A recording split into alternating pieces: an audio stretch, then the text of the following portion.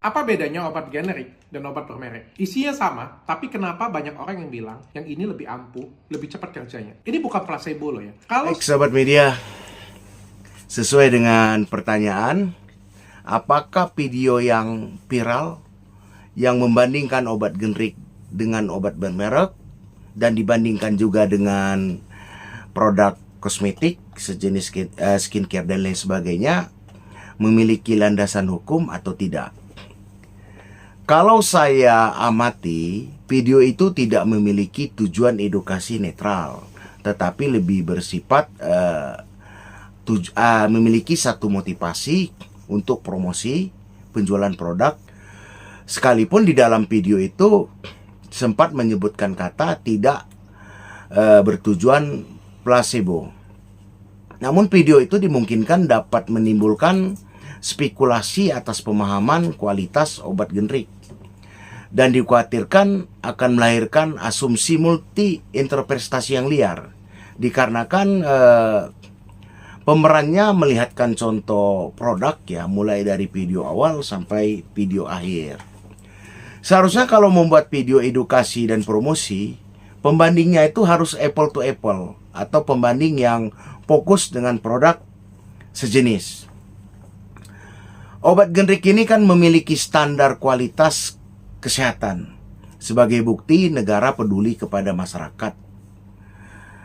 Dan kehadiran obat generik telah banyak membantu jutaan pengguna dengan harga terjangkau. Bahkan peredarannya pun diatur dan dikontrol oleh beberapa perangkat hukum seperti peraturan pemerintah, peraturan menteri maupun undang-undang. Obat generik ini memang tidak mencantumkan merek secara khusus karena ketentuannya diatur pada Peraturan Menteri Kesehatan RI tentang perubahan atas Peraturan Menteri Kesehatan tentang pencantuman nama generik pada label obat ya. Nah, selain apa yang saya sebutkan, obat generik juga banyak diatur oleh perangkat hukum lainnya seperti Peraturan Menteri Kesehatan RI tentang kewajiban menggunakan obat generik di fasilitas kesehatan pemerintah. Juga diatur pada keputusan Menteri Kesehatan RI tentang perubahan formularium nasional.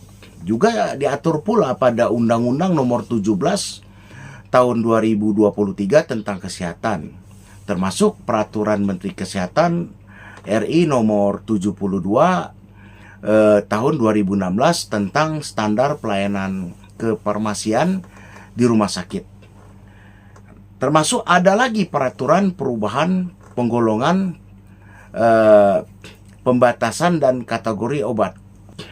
Obat generik juga masuk dalam aturan lain seperti surat edaran Badan Pengawas Obat dan Makanan atau BPOM tentang nama generik, head dan penandaan pada label obat, termasuk undang-undang lainnya.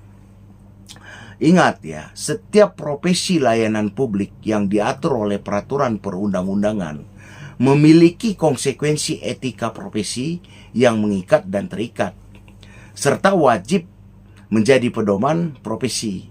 Dan di setiap undang-undang yang diberlakukan memiliki azas ius constitutum atau hukum positif.